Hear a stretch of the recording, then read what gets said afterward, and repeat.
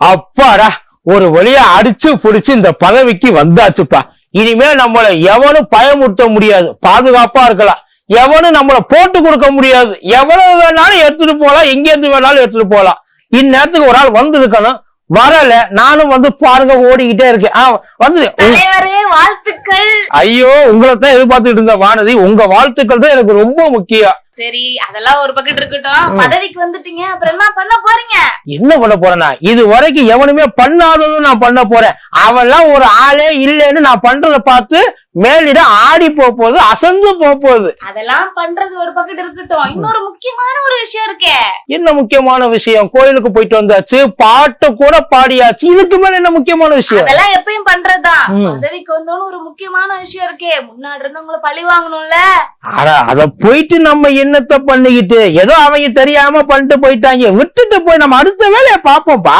பதவிக்கு வந்ததே பழி வாங்கதான். காலங்காலமா வந்து அந்த விஷயத்தை தான் பண்ணிட்டு இருக்காங்க. ஆமா, அதான் பழக்கம். போனீங்கன்னு வச்சுக்கீங்க, முன்னாடி இருக்கவங்க மறுபடியும் வந்துருவாங்க. அது எப்படி வர முடியும்? நான் தான் எங்களுக்குள்ள தலைவர் ஆகிட்டல, இனிமேல் எப்படி வர முடியும்? பழி வாங்க மாட்டேன்னு சொல்லிட்டு இருக்கீங்களே, முன்னாடி இருக்கவங்க மறுபடியும் வரக்கூடாதுன்னா நீங்க உஷாரா இருந்துக்கணும், பாத்துக்கோங்க. நான் சொல்லி அப்ப மறுபடியும் என்னைய வந்து அடிச்சு தோர்த்திட்டு அவர் இங்க வந்து உட்கார்ந்துருவாருன்றியா? 6 மாசம் தான் உங்களுக்கு டைம். அதுக்கப்புறம் நடக்கிறத பாருங்க. இப்ப நான் என்ன பண்ணணும்? எல்லாமே உனக்கு நானே சொல்லிட்டு இருக்கணுமா? நீ ஏதாவது பண்ணு. என்ன இப்படி தனியா கோத்து விட்டு நீ மாட்டுக்கு போயிட்ட? இப்ப நான் என்ன செய்யணும்? அண்ணன் இப்ப என்ன செய்ய போறாரு பாத்துருவோமா?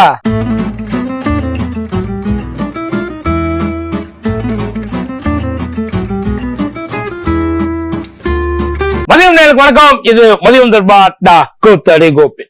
ஒரு காலத்துல சாராயம் வித்து சம்பாதிச்சவரா இருந்தாலும் இன்னைக்கு அண்ணன் ஊருக்குள்ள ஒரு பெரிய மனுஷன், ஜென்டில் மேன். அதாவது சாதாரணமான ஆளுலவா. அம்மா அமைச்சரவையிலேயே 5 வருஷம் கண்டினியூஸா அமைச்சரா இருந்த ஒரு மனுஷன். ரொம்ப கொஞ்சம் பேர் தான் இத கரெக்டா ஹேண்டில் பண்ணி அந்த 5 வருஷத்தை கஷ்டப்பட்டு தள்ளுவாங்க. அதுல அண்ணனும் ஒரு ஆளு. அது பதவியை வந்து மாறி மாறி வந்து கொடுத்தாங்க. போக்குவரத்து துறை அமைச்சரா இருந்தாரு, மின்சாரத்துறை அமைச்சரா இருந்தாரு, தொழில்துறை அமைச்சரா இருந்தாரு. ஆனா அமைச்சரா இருந்தாரு 5 வருஷமா. பதவியை விட்டு விலகவே இல்லையே. அம்மாவும் தூக்காம அப்படியே அவரை வந்து அமுக்கியே வச்சிருந்தாங்க. இருந்தாலும் அதுக்கப்புறம் வந்து 2001 2006 நினைக்கிறேன், மறுபடியும் அண்ணன் வந்து போட்டி ஜெயிச்சாப்புல. இல்ல தோத்துட்டாப்புல. மறுபடியும் 2011 தான் ஜெயிச்சார். 11 ஜெயிக்கிறப்ப மறுபடியும் நம்மள அம்மா வந்து அமைச்சராகி பார்ப்பாங்க, ஏன்னா லாஸ்ட் பெர்ஃபார்மன்ஸ் பயங்கரமா இருந்தது அப்படின்னு சொல்லிட்டு வெயிட் பண்ணிட்டு இருந்தாரு. 5 வருஷம் அமைச்சரவை மாறுனுச்சு. ஆனா அண்ணனை தூக்கி எங்கேயுமே வந்து உட்காரவே வைக்கலன்னு வைக்கல. அதுக்கப்புறம் அம்மா இறந்ததுக்கு அப்புறம் அப்படியே அண்ணன் டிராவல் பண்ணி போயிட்டு இருந்தாப்புல. அதுக்கப்புறம் இவங்க பண்ணது பிடிக்கல, சரியில்லை, நம்ம இனிமே இங்க இருந்தோம்னா நமக்கு வந்து மரியாதை இருக்காது அப்படின்னு சொல்லி, ஏன்னா அண்ணனை ஒரு ஆளாவே மதிக்கல உள்ளுக்குள்ள. அம்மா இருந்த வரைக்கும் நல்லா வச்சுக்கிட்டாங்க, கவனிச்சாங்க. அம்மாவோட அரவணைப்புல அண்ணனும் நல்லாவே இருந்தாப்புல. எங்க ஒரு சிக்கலையும் சிக்காம அம்மாவோட அந்த குட்டு புக்கும் பாங்க பார்த்தீங்களா, அந்த நல்ல புக்ல வந்து அண்ணனுக்குன்னு ஒரு இடம் இருந்தது. ஆனா இருந்து ஏன் அமைச்சரவை ஆக்க? அண்ணனுக்கு ஒருவேளை நல்லவனா இருக்கிறது முக்கியம் இல்லப்பா, திறமை உள்ளவனா இருக்கணும். ஆனா அண்ணன் கிட்ட இல்லாத திறமையா இருந்து ஆக்கல. ஒருவேளை அம்மாவுக்கு விட்டா நம்மளை தாண்டி போயிடுவாங்களோன்ற கூட நினப்பு இருந்திருக்கலாம். அந்த மாதிரி ஆட்களையே அம்மா டம்மியாவே வச்சிருப்பாங்க. அப்படி ஒருவேளை அண்ணனை டம்மியாவும் வச்சிருந்திருக்கலாம். இவங்க அங்க அம்மா இறந்ததுக்கு அப்புறம் சூழ்நிலை சரியில்லாததுனால பாசகல வந்து சேர்ந்தாப்புல. சேர்றப்பைய மாநில துணைத் தலைவராக தான் சேர்ந்தாப்புல. ஆனா பாருங்க, அண்ணனுக்கு அடிக்கடி வந்து பேர் அடிபட்டது. இப்ப ஆக்கிடுவாங்க, அப்பா ஆக்கிடுவாங்க. ஏன்னா அண்ணன் அவ்வளவு பெரிய ஒரு இடத்துல இருந்து நகண்டு வந்து சொல்லுவாங்கல்ல, பெரிய மாளிகை, என் பொண்ணை எவ்வளவு வசதியா வாழ வச்சிருக்கேன், அவளை கொண்டு போய் இந்த குடிசை வீட்லயா கட்டி கொடுப்பேன். அந்த மாதிரி குடிசை வீட்டுல கட்டி கொடுத்தாச்சு. அங்க தமிழ்நாட்டை பொறுத்த வரைக்கும் பாசகன்றது குடிசைதான். அந்த குடிசைக்குள்ள எப்படி வந்து நம்ம உட்கார்ந்து இது பண்ணிடலாம் ஒரு ஆளா. ஏன்னா யாருமே இல்லாத இடத்துல நம்ம போய் உட்கார்றப்ப நம்ம வந்து கொஞ்சம் பெரிய இடங்கள்ல வந்து வளர்றப்ப நாளைக்கு இன்னைக்கு நல்லா இருக்கும் அப்படின்னு நினைச்சாரு. வளர்ந்துச்சு, கொஞ்சம் கொஞ்சமா வளர்ந்துச்சு. ஆனா அண்ணன் அதே இடத்துலதான் வச்சிருந்தாங்க. சில நேரங்கள் அண்ணன் யோசிச்சிருந்திருப்பாரு, பேசாம இதுக்கு நம்ம அங்கேயே இருந்திருக்கலாமோ, இந்நேரத்துக்கு ஏதாச்சும் 1 2 பிடிச்சு நம்ம எங்கேயாச்சும் போயிட்டு உட்கார்ந்து இருந்திருக்கலாம், அண்ணனோட நினைப்பு. ஆனா அங்க எதுவுமே ஒட்டு வரல. அண்ணன் ரொம்ப காலமா வெயிட் பண்ணிட்டு இருந்தாரு.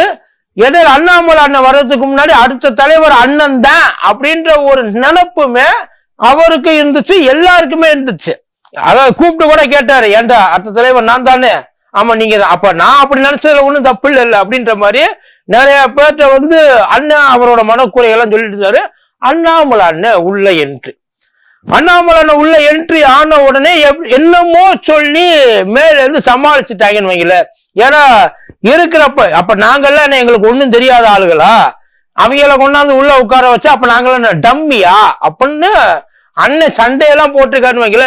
இருந்தாலும் ஏதோ ஒண்ணு சமாதானப்படுத்தி அண்ணனை கூல் பண்ணி கோஆபரேட் பண்ண வச்சுட்டாங்கன்னு வைங்க. ஆனா கோஆபரேட் பண்ற இடத்துல அண்ணாமலை அண்ணனோட அரசியல் எல்லாரும் என்ன நினைச்சாங்க, நாம இங்க கிட்டத்தட்ட 20-25 வருஷத்துக்கு மேல குப்பை கொட்டிக்கிட்டு இருக்கா, இப்பதானே வந்திருக்காப்புல, நாம சொல்றதை கேட்டுட்டு நமக்கு அடங்கி இருப்பாப்புல நினைச்சாங்க. ஆனா அவரு இதையெல்லாம் பார்த்து, அதான் நீங்க எல்லாம் 25 வருஷமா பழக நீங்கள பண்ணிட்டு இருக்கீங்கல்ல, அவங்க கூட 20 வருஷத்துக்கு மேல நான் பழகி இருக்கேன்டா, உங்களுக்கு தெரிஞ்சுதான் நான் இப்ப உள்ள இருக்கேன், இதுக்கு முன்னாடியே நீ இதுக்காகவே ஒரு வளர்ப்பு பிளானையா அங்கேயிருந்து வளர்த்து இருக்காங்க என்னைய அண்ணன் அவரோட அரசியல காமிச்ச. அதுல காமிக்கிறப்ப எக்ஸ்ட்ரீமா போயிட்டு அண்ணன் என்ன பண்ணிட்டாப்புல, இந்த லோக்கல்லயே வந்து அவருக்கு உண்டான ஒரு செட்டப்புகளை பயங்கர ஸ்ட்ராங்கா வச்சாப்புல. ஆரம்பத்துல இருந்தே அந்த வார் ரூம், அதாவது அண்ணன் தான் எல்லாம் அப்படின்னு காமிக்கிறதுக்காக அண்ணன் அந்த வார் ரூம் செட்டப் ஆகட்டும், அதுக்கப்புறம் மாவட்ட தலைவர்ல இருந்து உள்ளுக்குள்ள ஒவ்வொரு கட்சியோட ஒவ்வொரு போஸ்ட்லயும் அண்ணனுக்கு ஏற்ற ஆளுகளை உள்ள போட்டுதான் இருக்கட்டும். அதாவது அவரோட நினைப்பு என்னன்னா, நாம இங்க இல்லைன்னாலும் நம்ம இங்க இருக்கிற ஃபீல் அவங்களுக்கு இருந்துகிட்டே இருக்கணும் அப்படின்றதுக்காக கட்சியை பயங்கரமா உள்ளுக்குள்ள அவருக்காக கட்டமைச்ச. அதுல நம்ம தெரியலையா, அந்த போலீஸ் வாண்டட் லிஸ்ட்ல இருக்கிறவங்க அவங்க அத்தனை வரையும் கொண்டாந்து உள்ளுக்குள்ள எதுக்கு அண்ணனை பத்தி வேற எவனாச்சும் உள்ளுக்குள்ள எதையாச்சும் செய்யணும்னு நினைச்சா அவங்கள செஞ்சு விடுறதுக்காக, அவங்களுக்கு ப்ராப்பரா என்ன செஞ்சு வாயை அடைக்க முடியுமோ அதையெல்லாம் செய்யறதுக்காகத்தான் உள்ளுக்குள்ள அந்த கட்டமைப்பை கொண்டாந்து வச்சது. ஆனா பாஜகவுக்கு விசுவாசமா இருக்கிறாங்களோ இல்லையோ, அண்ணனால அண்ணன் உள்ளுக்குள்ள கொண்டு வந்து உட்கார வச்சாங்க இல்லைங்களா, அவங்க அத்தனை பேரும் அண்ணனுக்காக உயிரையே கொடுக்கறதுக்கு தயாரா இருக்கிறாங்க, அவருக்காக விசுவாசமா. இன்னமும் அண்ணன் போனதுக்கு அப்புறமும் அந்த விசுவாசம் அந்த இடத்துக்கு ரீப்ளேஸ் பண்ணவர் அண்ணன் நயினாருக்கு அங்கே கிடைக்கல. இது வர்றதுக்கு முன்னாடியே நயினார் அண்ணனுக்கு நல்லாவே தெரியும். பதவிக்கு வந்த உடனேயே எல்லாரும் என்ன பண்ணுவாங்க அப்படின்னா, ஜென்ரலா அவங்க சைட வந்து ஸ்ட்ராங் பண்ணுவாங்க. அதாவது தனக்கு வேண்டியவங்க, தனக்கு விசுவாசமா இருக்கிறவங்க, இது எல்லாருமே பண்ணக்கூடிய ஒண்ணுதான். இப்ப அதே மாதிரி ஏற்கனவே அண்ணாமலை அண்ணன் கட்டமைச்சு வச்சுட்டு போனார்ல ஒரு விஷயம், அந்த விஷயத்தை கலைச்சு போட்டு மறுபடியும் புதுசா கொண்டாந்து உட்கார வைக்கிறதுக்கான வேலைகளை நயினார் அண்ணன் பார்க்க. அதுக்கு ரெண்டு காரணம். ஒண்ணு, ஆல்ரெடி இருக்கிறவங்க ஏற்கனவே இருந்தவர் தவிர வேற எவரையுமே மதிக்கிறது இல்லை, அவங்கள ஒரு ஆளாவே பாக்குறது இல்லை. நீ என்னைய சொல்றது, எதுவா இருந்தாலும் எங்க அண்ணன் சொல்லட்டும் நான் செய்யறேன், நீ எல்லாம் வந்தியா போனியா ஒரு வணக்கத்தை ஒரு மரியாதைக்கு போட்டோமா, ஏன்னா நாங்களே போடலன்னா வெளியில இருக்கிறவங்க உனக்கு போட மாட்டாங்க, அதனால உனக்கு ஒரு வணக்கத்தை போட்டோமா, அந்த மரியாதையை காப்பாத்திக்கிட்டு போயிட்டே இருக்கணும். அவங்களோட ஆட்டிடியூடு அப்படித்தான் இருக்கு.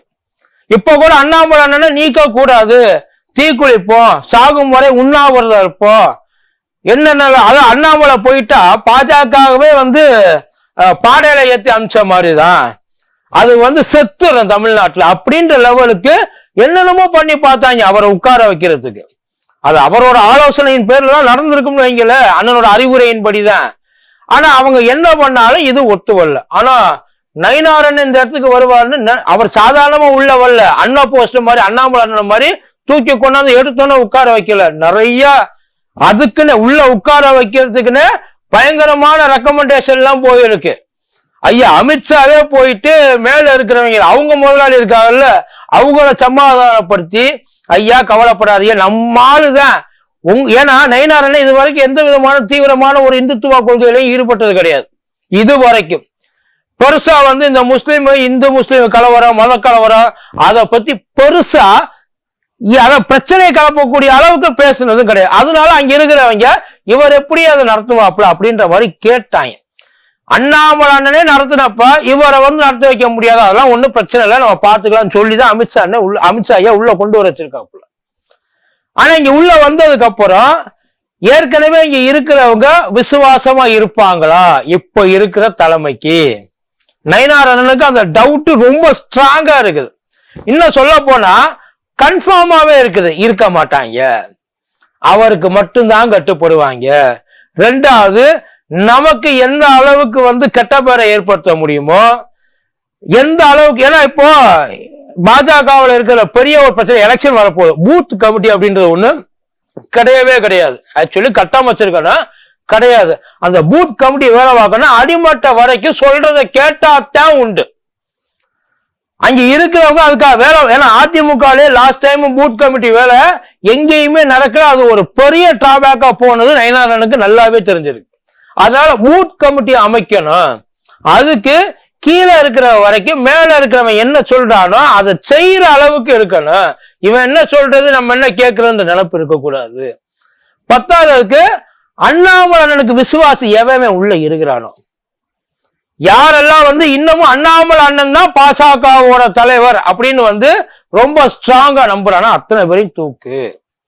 அந்த ரவுடிகள் அந்த லிஸ்ட்ல இருக்கிறவங்க, ஏன்னா இது ஏற்கனவே கெட்ட பேரா இருந்தது, அத்தனை பேரையும் கலைச்சு போட்டு ஒரு சாதாரண யார் யாரெல்லாம் போஸ்டிங்ல இருக்கிறாங்களோ அந்த போஸ்டிங்ல இருக்கிறவங்கள கலைச்சிட்டா ஓரளவுக்கு கட்சி நம்ம கண்ட்ரோலுக்கு வரும். ஏன்னா இப்ப கூட்டணி பேச்சுவார்த்தை வேற முடிஞ்சிருச்சு. ஒருவேளை ஏதாச்சும் ஒண்ணு ஆயிடுச்சு, இப்போ 4 பேரு எக்ஸ்ட்ரா ஒரு ஆளு கொண்டு வந்தாலும் அது நயினாரனுக்கு சக்சஸ் தான், அது நயினாரனுக்கு சக்சஸ். ஆனா அதை பண்ணுவாங்களா, பண்ண வைக்க முடியுமா? அப்படி முடியறதுக்கு இப்ப நயினாரன பக்கம் இது வரைக்கும் யாரெல்லாம் அண்ணாமலை எதிர்க்க முடியாம உள்ளுக்குள்ள புரியுறோம் அத்தனை பேரும் நயினாரனுக்கு சப்போர்ட்டா வந்துட்டாங்க. என்ன நீ முடிவு எடுத்தாலும் அதுக்கு நாங்க முழு மனசோட சம்மதிக்கிறோம். ஆனா இனிமே அது இங்க எந்த காரணம் மட்டும் வரக்கூடாது. ஏன்னா இதுக்கு முன்னாடி வந்தப்போ பர்மிஷன் கேட்டு அவரை போய் பார்க்கணும். இப்ப அவர் வாசல்ல உட்கார்ந்து இருக்க நிலைமையில இருக்காப்புல. அதே இது கடைசி வரைக்கும் மெயின்டைன் ஆகணும்னா நீ என்ன சொன்னாலும் நாங்க செய்யறோம். இப்ப என்ன அத்தனை பேரையும் கத்தியை விட்டு விளக்கணுமா, விளக்கிடலாம். அவங்க அந்த ஸ்டேஜுக்கு கூட போயிட்டாங்க. இவங்க யாரும் இதுக்குள்ள இவங்க இருக்கிறதுனால அவங்களுக்கு நல்லதா நமக்கு நல்லதா, நமக்கு நல்லதுன்னா வச்சிருப்போம், அவங்களுக்கு மட்டும்தான் நல்லதுன்னா விரட்டி விட்டுருவோம், யாரும் இங்க இருக்க வேண்டாம் அப்படின்னு சொல்லி ஒரு மாதிரியான ஒரு முடிவுக்கு நயினாரண்ணே வந்திருக்கிறதா ஒரு தகவல். நயினாரண்ணனோட இந்த முடிவு இவங்களுக்காக இல்ல, இவங்க ஒரு ஆளை நம்பிக்கிட்டு இருக்காங்க எப்படி அண்ணன் மறுபடியும் வருவார் நம்மளை காப்பாற்றுவார் அப்படின்னு சொல்லிட்டு அந்த மாதிரியான ஒரு நினைப்பு இங்க இருக்கிற எவனுக்கு இருக்கக்கூடாது அப்படின்ற ஒரு விஷயத்தை அழிக்கிறதுக்காகவும் ஏற்கனவே என்னென்ன தப்புகள் இது வரைக்கும் பண்ணியிருந்தாங்க. ஏன்னா அண்ணன் வந்து ஒரு பயங்கரமான ஸ்பீக்கர் மெட்டீரியல் அண்ணாமலை அண்ணன். ஆனா இவர் நயினாரண்ணன் பயங்கரமான ஒரு சைலண்ட் மெட்டீரியல். அதாவது கத்தி பேசுறதை விட சுத்தி உட்காந்து பேசாம காரியத்தை முடிச்சுட்டு போயிடுவோம் சத்தம் இல்லாம அப்படின்றதுல நயினாரண்ணன் கை தேர்ந்த ஒரு அரசியல்வாதி. அண்ணன் இப்பதான் வந்து உள்ளுக்குள்ள இறங்கியிருக்காப்புல. இவர் இந்த மாதிரிலாம் ஆக்ஷன் சீக்வன்ஸ்ல இறங்க மாட்டாப்புல அப்படின்னு நம்பி இருந்திருக்காங்க ஏற்கனவே இருந்தவங்க.